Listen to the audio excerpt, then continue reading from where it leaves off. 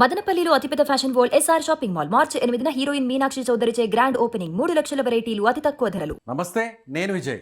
Iran మీద ఇప్పటికే Israel అమెరికాతో కలిసి భారీ ఎత్తున యుద్ధం చేస్తుండటంతో ఇరాన్ కూడా అదే స్థాయిలో ప్రతిదాడి చేస్తుంది. అయితే ముఖ్యంగా ఇరాన్ ఇప్పటికే స్ట్రైట్ ఆఫ్ హార్మోజ్ను కూడా క్లోజ్ చేసినట్టు అనౌన్స్ చేయడం, అదేవిధంగా ఆ జలసంధిలో ప్రయాణిస్తున్నటువంటి కొన్ని ఆయిల్ ట్యాంకర్స్ ఉన్నటువంటి షిప్ మీద కూడా అటాక్స్ చేయడంతో దాదాపుగా 33కు పైగా షిప్స్ అక్కడే నిలిచిపోయినటువంటి పరిస్థితి. అయితే దీంతో ఇప్పుడు ఆయిల్ ధరలు అమాంతంగా పెరగబోతున్నాయనేటువంటి అంచనాను వేస్తున్నారు మార్కెట్ నిపుణులు. నిజంగానే భారత్లో కూడా పెట్రోల్ ధరలు పెరగబోతున్నాయా? పెరిగితే ఏ స్థాయిలో పెరిగేటువంటి అవకాశం ఉంది? దీని గురించి మనం డిస్కస్ చేద్దాం. మనతో పాటున్నారు బిజినెస్ అనలిస్ట్ ప్రభు గారు. ప్రభు గారు నమస్తే అండి. నమస్తే అండి.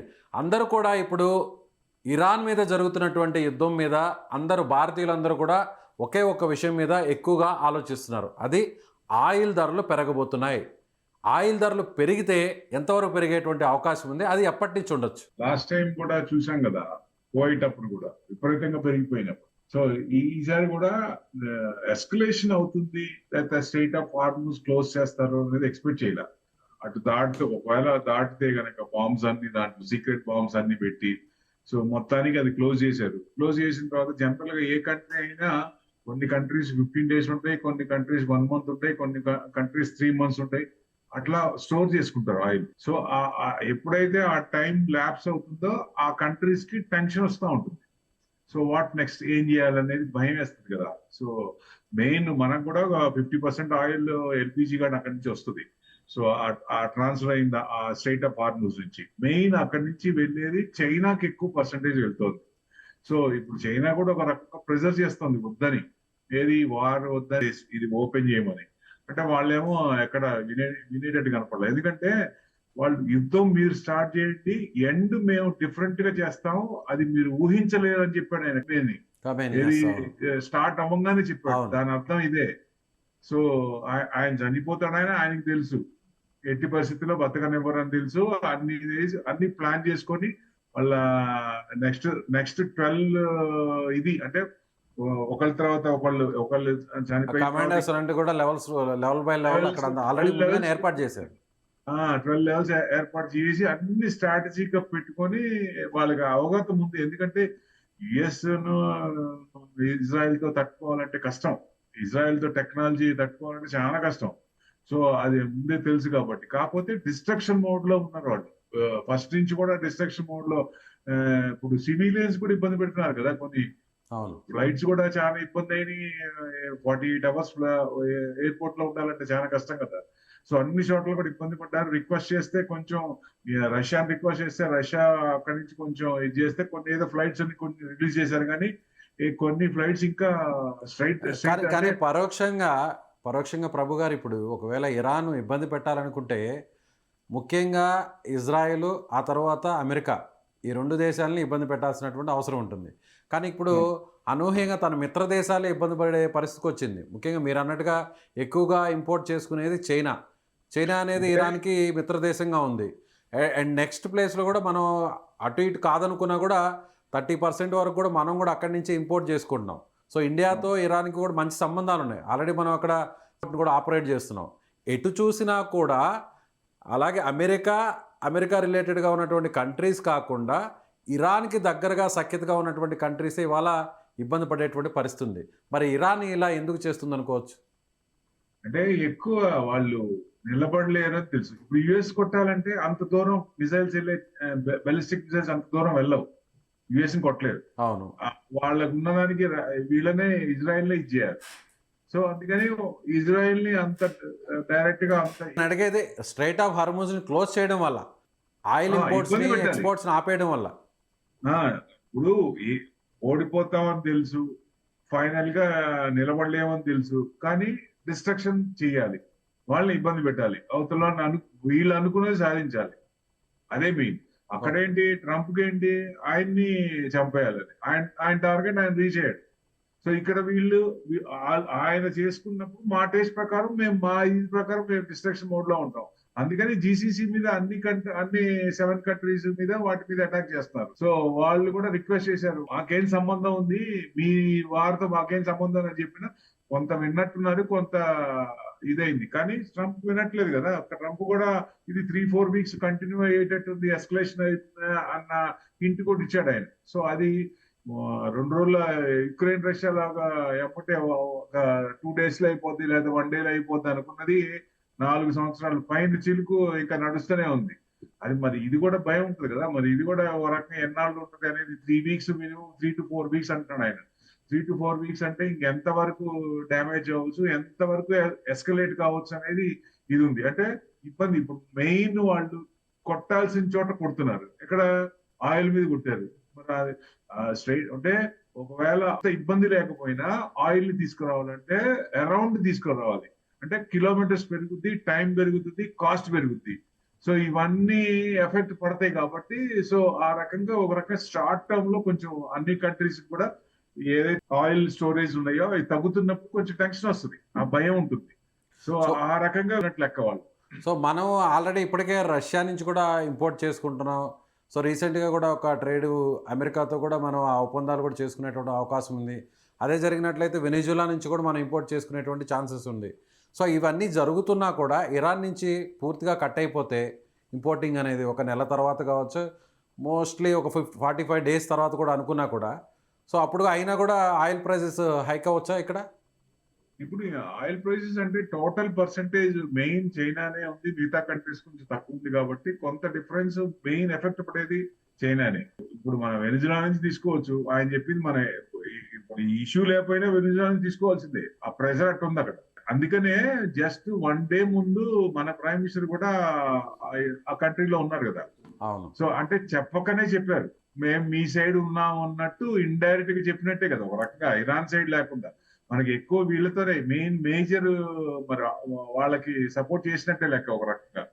సో ఇరాన్ ని కొంచెం చెప్పకనే నమస్కారం మీతో మాకు ఇది కాదన్నట్టు. ఎందుకంటే వాళ్ళే మన మీద ఆధారపడ్డారు. బాస్మతి రైస్ కానీ ఇవన్నీ ఎక్కువ మన ఎక్స్పోర్ట్ కూడా వాళ్ళకి ఎక్కువ ఉన్నాయి, చేస్తున్నాం. సో మనకి పెద్ద ఎఫెక్ట్ అనేది పడదు, కానీ షార్ట్ టర్మ్ లో కొంచెం ఉంటుంది. మనకి స్టోరేజ్ 3 months స్టోరేజ్ ఉంది. ఆయిల్ మీద పెద్ద మనకేం ఎఫెక్ట్ పడదు, కానీ గ్లోబల్ ఎఫెక్ట్ పడుతుంది కదా. గ్లోబల్ మార్కెట్ ఇబ్బంది పడుతుంది. ప్రభు గారు మీరు ఒక మాట అన్నారు, మీరు ఒక మాట కూడా ఇక్కడ ఒక పాయింట్ అవుట్ చేశారు. ఏంటంటే సో ఇరాన్తో ఇక మనకి ఇక ట్రేడింగ్ ఉండకపోవచ్చు, బహుశా వార్ అయిపోయిన తర్వాత కూడా. సో అక్కడి నుంచి మనం ఆయిల్ ఇంపోర్ట్ చేసుకోవడం అనేది కూడా తగ్గిపోవచ్చు. సో దీనికి సంబంధించినటువంటి ఇండికేషన్స్ ఇచ్చేటువంటి ప్రయత్నంలో భాగంగానే మన ఇండియన్ ప్రైమ్ మినిస్టర్ కూడా వార్కి సరిగ్గా ఒక 24 hours బిఫోర్ ఇజ్రాయిల్లో ఆయన పర్యటించి వచ్చారు. అంటే ఒక రకంగా మానసికంగా ప్రిపేర్ అయ్యే ఈ నిర్ణయానికి వచ్చారనుకోవచ్చా? 100% ప్రిపేర్ అవ్వచ్చు. మనకి రష్యా కూడా లైన్ క్లియర్ అయినట్టే కదా. ఇప్పుడు 18% 10% అయింది. కోటే మొట్టకాయ పెట్టినప్పుడు 10% వచ్చినప్పుడు రష్యా నుంచి ఆయిల్ తీసుకోవచ్చు. అక్కడ క్వశ్చన్ ఏముంది ఇంకా? ఇప్పుడు వాళ్ళు అనుకున్నది అయింది కదా. ఇప్పుడు ఆయన 18% అన్నారు, 18% కోటే అవుతుంది 10% వచ్చినప్పుడు మనకి ఇంకా రష్యా నుంచి ఆయిల్ తీసుకోవడానికి ఇబ్బంది ఏముంది? సో డెఫినెట్ గా తీసుకోవచ్చు. సో అటు నుంచి కొనే ఛాన్స్ కూడా ఉంది. ఆయన మాట్లాడే ఇది కూడా లేదు కదా. ఆయన వాయిస్ కొంచెం కూడా తగ్గే ఛాన్స్లే ఉన్నాయి కదా కోట్ మొట్టకాయ పెట్టినప్పుడు. సో సో డెఫినెట్ గా ఆయిల్ మీద పెద్ద మనకి ఎఫెక్ట్ లేదు, కానీ గ్లోబల్ గా అన్ని కంట్రీస్ ఇబ్బంది పడుతున్నాయి కాబట్టి ఆ ఎఫెక్ట్ ఇవాళ మార్కెట్ ఉంటే మన మార్కెట్ విపరీతంగా పడేది. నిఫ్టీ కూడా 600 points పడింది ఇవాళ. సో మన మార్కెట్ కూడా 400-300 points పడేది నిఫ్టీ. సో ఈ మన లోకల్ హాలిడే వచ్చినప్పుడు ఇదే ఒక్కొక్కసారి బెనిఫిట్ అవుతుంది, ఒక్కొక్కసారి ఇది అవుతుంది. ఎందుకంటే ఇవాళ యుఎస్ మార్కెట్స్ పడ్డాయి, రేపు ఇవాళ నైట్ కనుక మార్కెట్స్ అన్ని ప్లస్ లోకి వచ్చినాయి అనుకోండి, సో రేపు మార్నింగ్ గ్యాప్ అప్ అయింది అనుకోండి, మనకి రేపు గ్యాప్ అప్ ఛాన్స్ ఉంటాయి. ఇది పోద్ది. ఇవాళ ఉన్న గ్యాప్ అప్ ఛాన్స్ రేపు డౌన్ అయితే ఆ ఛాన్స్ పోయినట్లు లెక్క. లోకల్ హాలిడేకి ఆ ఇబ్బంది ఉంటుంది. అది ప్లస్ అయినా కావచ్చు, మైనస్ అయినా కావచ్చు. ప్లస్ మైనస్ ఇవాళ నైట్ ఎలా ఉన్నాయి రియాక్ట్ అవుతున్నాయి మార్కెట్స్, ఎలా ఉన్నాయి, రేపు మార్నింగ్ ఎలా 6 o'clock రేపు ఓపెన్ అవుతున్నాయి, దాన్ని బట్టి రేపు మన మార్కెట్ తీసుకుంటుంది. సో మీరు చెప్పిన దాని ప్రకారం చూస్తే ప్లాన్ బితోనే ఇండియా రెడీగా ఉందంటారు. 100%. సో ఇరాన్ మీద ఎంత ఏ స్థాయిలో పెద్ద యుద్ధం జరిగి అక్కడ పూర్తిగా ఆయిల్కి సంబంధించినటువంటి క్రూడ్ ఆయిల్ అంతా కూడా ఇంపోర్టింగ్ ఎక్స్పోర్టింగ్ ఆగిపోయినా కూడా సో ఇండియాకు వచ్చినటువంటి ఇబ్బంది అయితే పెద్దగా ఉండకపోవచ్చు. కేవలం గ్లోబల్ మార్కెట్లో వచ్చినటువంటి ప్రాబ్లమ్ బేస్ చేసుకుని ఏదన్నా మనకి ఇక్కడ ఎకనామికల్గా కొంచెం ప్రాబ్లం ఉండొచ్చు, అప్ అండ్ డౌన్స్. ఆ స్టిపులేటెడ్ పీరియడ్ ఉంది, 3 months మనకి ప్రాబ్లం లేదు, ఆ స్టోరేజ్ ఉంది. ఆ 3 months లోపల ఈ ఆయిల్ స్టేట్ ఆఫ్ హార్మస్ ఓపెన్ చేయాలి, లేకపోతే సొల్యూషన్ రావాలి, లేకపోతే కష్టం. ఎందుకంటే solution in the sense round about రావాలి. రౌండ్ అబౌట్ రావాలంటే కాస్ట్ పెరుగుతుంది. కాస్ట్ మామూలు అనుకున్న దానికంటే ఎక్కువ డాలర్స్ లో పే చేయాల్సి వస్తుంది. ఎస్ ఎస్ ఆయిల్ వెనుజులా నుంచి మనం తెచ్చుకున్నా కూడా, రష్యా నుంచి తెచ్చుకున్నా కూడా రష్యా నుంచి తెచ్చుకున్నప్పుడు తక్కువే వస్తుంది. ఒకవేళ ఇప్పుడు రష్యా నుంచి మళ్ళీ తెచ్చుకుంటే నేను కోర్టు మాట నేను ఎన్నో మళ్ళీ 50% అని కూడా అనొచ్చు ఆయన, చెప్పలేం కదా. సో ఇప్పుడు కోర్టు మాట కూడా వినట్లేదు కదా. కోర్టు అసలు నాస్టీ, అసలు వాళ్ళకి ఏం తెలియదు, నేనే సుప్రీం పవర్ అంటున్నాడు ఆయన. సో కానీ కోర్టు మాట ఆల్రెడీ ఆ ఇండియా మీద వేస్తున్నటువంటి ఆ ట్రేడ్ ట్యాక్సెస్ అన్నింటిని కూడా తగ్గిస్తానని కూడా రీసెంట్గా కూడా ఒక అనౌన్స్మెంట్ కూడా ఇచ్చారు కదా ట్రంప్. ఇప్పుడు ఆయన ఎన్ని అనౌన్స్మెంట్ చేయలేదండి, పొద్దున్నే మళ్ళీ ఎన్ని మార్చలేదు. ఆయన మాట మీద ఎట్లా నిలబడతాం? ఎస్ ఇప్పుడు అగ్రిమెంట్ అయిన తర్వాత, సైన్ అయిన తర్వాత కూడా అగ్రిమెంట్ చేయలేదని చెప్పి యూరోపియన్ మార్కెట్ ని వెనక్కి తోసేసిన ఇది లేవు, దాఖలాలు లేవు. ఎస్ సో ఎట్టి పరిస్థితుల్లో ఆయన నమ్మలేము, ఎందుకంటే ట్రంప్ సునామీ ఒకటే, ఎప్పుడు ఎలా రియాక్ట్ అవుతారో ఎవ్వరూ చెప్పలేదు. సో దాని అనుగుణంగా ఏంటంటే ఆయనతో మంచిగా ఉండటమే మంచిదనే ఉద్దేశంతో డెఫినెట్ గా మన ప్రైమ్ మినిస్టర్ కూడా అక్కడ ప్రెసెంట్ అయినట్టు అనిపిస్తోంది. సో వీళ్ళతో ఎందుకు గొడవ అని. ఇంకొక పాయింట్ కూడా ప్రభు గారు, ఓకే ఆయిల్ ఇంపోర్ట్ చేసుకోవడం వల్ల మనకైతే ఇబ్బంది లేదు, పెద్దగా ఇబ్బంది లేదు అనుకోవచ్చు ఇరాన్ నుంచి. మనం ఇక్కడి నుంచి ఎక్స్పోర్ట్స్ ఇరాన్కి చేసేటువంటి మెటీరియల్స్లో దానివల్ల మనకి ఏదన్నా ఆర్థికంగా ఇబ్బంది కలిగేటువంటి అవకాశం ఉందంటారా వాణిజ్యపరంగా? మనకి ఫ్రీ ట్రేడ్ అగ్రిమెంట్స్ అవుతున్నాయి కదా. ఒక రకంగా ట్రంప్ మనమే గ్రాటిట్యూడ్ చూపించాలి. ఇప్పుడు జిఎస్టీ ఎందుకు తగ్గింది? ఒక ఫీలింగ్ అందరికీ ఏంటంటే ఇండియాలో ట్యాక్స్లు ఎక్కువ, 40% 30% స్లాబ్ లో ఉన్న వాళ్ళు 42% పే చేస్తున్నారని. అంటే ₹1 సంపాదించిన వాళ్ళు 42 లక్షలు ట్యాక్స్లు కట్టాలి. ఎంతవరకు కరెక్ట్? ఏ దేశంలో ఉంది అంత ట్యాక్స్? మీరు జిఎస్టీ ఎందుకు తగ్గించారు? ట్రంప్ అరవబట్టే కదా జిఎస్టీ తగ్గించింది, 4 స్లాబ్ నుంచి 2 స్లాబ్ తెచ్చింది. సో నేను అనేది ఇంకా ట్రంప్ కనుక ఇండియా మీద ఇంకొంచెం ప్రెషర్ చేస్తే ట్యాక్స్లు ఇంకొంచెం తగ్గే ఛాన్సులు కూడా ఉన్నాయి. సో అది మనకి మంచి జరిగింది. ఇప్పుడు ఒక యూరోపియన్ కంట్రీస్ ఒకప్పుడు మనల్ని ఎట్లా చూసినాయి, ఏ రకంగా ట్రీట్ చేసినాయి? ఇప్పుడు వాళ్ళు ఎమ్మడబడి ఎఫ్టీ అగ్రిమెంట్ చేసుకున్నారు కదా. ఎందుకు చేసుకున్నారు? రీసెంట్ గా మన రీసెంట్ గా శత్రు దేశంగా వచ్చేటి కెనడా కూడా మనతో వచ్చి ఇప్పుడు ఒప్పందం చేసుకునేటువంటి పరిస్థితికి వచ్చింది కదా. అన్ని కంట్రీస్ కూడా మన సైడ్ ఎందుకు వాటిని ప్రెజర్ ఉంది కాబట్టి. సో రకంగా ట్రంప్ కు మనం గ్రాటిట్యూడ్ చూపించాలా 100%. ఆయన మనకి మంచి చేస్తున్నాడు, గ్లోబల్ గా ఇది చేసినా ఇండియాకి మంచి చేస్తున్నాడు, అది మనకి ప్లస్ అవుతుంది. ఇప్పుడు చైనాతో ఓ రకంగా సాఫ్ట్ అని అయింది. ఎందువల్ల అయింది? చైనా ఆయన ఇబ్బంది పెట్టడం వల్లే. సో మనకి చైనాతో కొంచెం డీలింగ్ సాఫ్ట్ అయింది. అట్లనే ఓ రకంగా గ్లోబల్ గా ఇవన్నీ ఉన్నాయి కాబట్టి. మీరు అన్నట్టుగా ఒకప్పుడు చైనాతో పూర్తిగా వైరుధ్యం ఉండేది. ఎప్పుడైతే ట్రంప్ మనల్ని దూరం పెట్టాడో, సో కూడా అదే స్థాయిలో 50% పైగా ట్యాక్సులు వేసాడో, సో ఆ రోజు రష్యా, పుతిన్, అలాగే చైనాకు సంబంధించినటువంటి అక్కడ ఉన్నటువంటి అధ్యక్షుడు, మన ప్రధాని ముగ్గురు కలిసి కూడా ఒక భేటీ కూడా జరపడం జరిగింది. సో చైనాతో ఒక మైత్రి బంధం అనేది కాస్త స్టార్ట్ అయింది అనుకోవచ్చు. బికాస్ ఆఫ్ ఎవరి వల్ల ఇవన్నీ? ట్రంప్ వల్లే. సో మనం నిజంగా ట్రంప్ కి గ్రాటిట్యూడ్ చూపించాలి. సో డెఫినెట్ గా, ఎందుకంటే ఆయన సీట్ లో ఉన్నంత కాలం ఈ టారిఫ్లు, శాంక్షన్స్ ఆగో, ఎట్టి పరిస్థితుల్లో ఆగో. ఆయన ఆల్రెడీ నెక్స్ట్ కంట్రీ కూడా డిక్లేర్ చేసినట్టు లెక్క, క్యూబా. నెక్స్ట్ కంట్రీ మీద క్యూబా మీద పడతాడు ఆయన, ఏది కమ్యూనిస్ట్ కంట్రీ అన్నట్టు.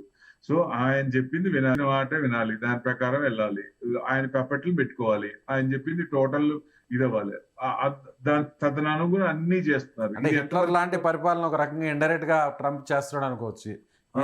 పరిపాలన అంటే అట్లానే ఉంటుంది. But end of the Hitler సందేశం ఏమి ఇచ్చాడు కూడా ఉంది కదా, లాస్ట్ కి పతనం అయింది కదా మొత్తం.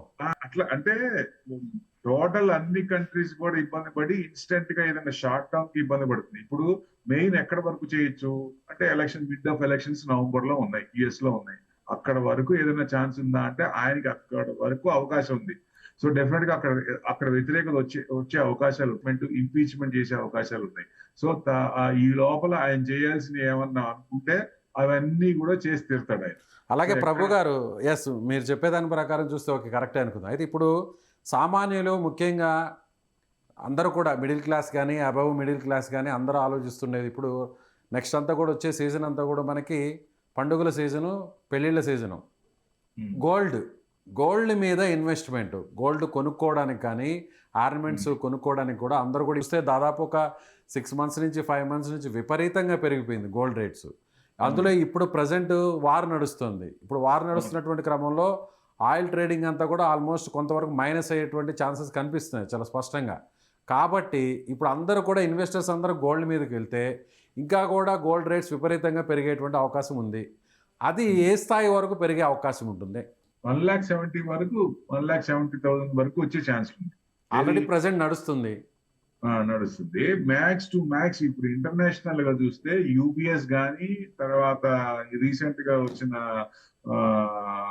గోల్డ్ కౌన్సిల్ వాళ్ళు కూడా చెప్పింది 6,000 6,200 దాకా ఇంటర్నేషనల్ అవున్స్ గోల్డ్ రావచ్చు అని. ఇప్పుడు ఎంత నడుస్తుంది? 5,350. ఈ ఎస్కలేషన్ అయింది. జనవరిలో మనం 5,600 దాకా ఉన్నాం హై.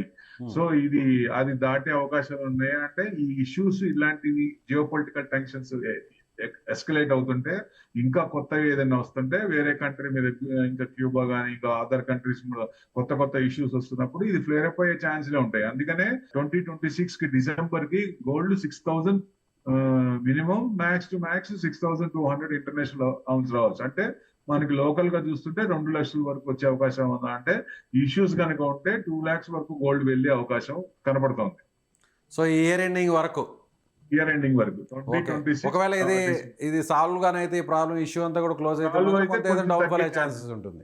డౌన్ ఫాల్ ఛాన్స్ ఉంది. అంటే డౌన్ ఫాల్ అంటే విపరీతంగా 120, 130 to 130 తీసుకోవచ్చు. డౌన్ ఫాల్ కాన్స్టెంట్ గా ఎక్కడ వరకు ఒక మార్కెట్ ప్రైస్ స్టేబుల్ గా ఉండేటువంటి ఛాన్సెస్ ఉందంటారు? 20 to 130 ఆ రేంజ్ లో ఉండొచ్చు, అంతకంటే రాకపోవచ్చు. ఎప్పుడు 1 lakh బిలో అయితే వచ్చే ఛాన్సెస్ అయితే లేదు. మార్కెట్ ఒక స్టెబిలిటీ ఉన్నా కూడా ఓన్లీ 1 ఛాన్స్ ఉంది. ఇప్పుడు అంటే సెంట్రల్ బ్యాంక్స్ అన్ని ఎక్కువ చేస్తున్నాయి కాబట్టి వాళ్ళు ఎవరు అమ్మట్లేదు. వాళ్ళు ఎందుకు అమ్ముతారు? వాళ్ళ కంట్రీలో ఏదైనా క్రైసిస్ వస్తాయి. అందుకని క్రైసిస్ వస్తే ఆ ఆపత్కాలం సపోర్ట్ ఉంటుందనే ఉద్దేశంతోనే కొంటున్నారు. ఇప్పుడు ఎందుకు అమ్ముతారు? అమ్మరు. ప్రాఫిట్ బుకింగ్ ఇప్పుడు చేయరు. సో ఎట్టి పరిస్థితుల్లో అందరికీ ఒకేసారి ప్రాబ్లమ్స్ రావు, క్రైసిస్ రావు. సో ఈ ఆయిల్ వల్ల రేట్లు పెరిగి కొంచెం ఇబ్బంది పడతారు, ఫిజికల్ డెఫిసిట్ పెరుగుతుంది. కానీ సో మిగతా అంత ఫైనాన్షియల్ క్రైసిస్ రాదు. కాబట్టి ఏదన్నా ఇంకా వేరే దారిలో కానీ ఏదన్నా పద్ధతిలో ఫైనాన్షియల్ క్రైసిస్ వచ్చినప్పుడు గోల్డ్ అమ్మే ఛాన్స్ ఉంటుంది. అది కూడా సింగిల్ కంట్రీ వాళ్ళ వరకు, వాళ్ళు ఎక్కువ చేసిన వరకు అమ్ముతారు. ఇప్పుడు చైనా అందరికంటే ఎక్కువ చేసింది. ఫ్యూచర్ ఫండ్స్ కూడా వాళ్ళు విపరీతంగా ఎక్కువ చేస్తున్నారు, ఇదివరకు చేయలేదు. సో ఇప్పుడు వాళ్ళు కనుక ప్రాఫిట్ బుకింగ్ చేస్తే అప్పుడు 1,00,000 కిందకు వచ్చే ఛాన్స్ ఉంటుంది. కానీ 90 to 1 lakh లేదంటే ఎట్టి పరిస్థితుల్లో 1,22,000 1,30,000 ఆ రేంజ్ లోనే ఉండొచ్చు. ఏదైనా తగ్గితే. ఈ ఇష్యూస్ ఏదైనా తగ్గకుండా 1 by 1 కంటిన్యూ అయితే ఇది కొంచెం ఫ్లేర్ అప్ అయ్యే ఛాన్స్లే ఉంటాయి.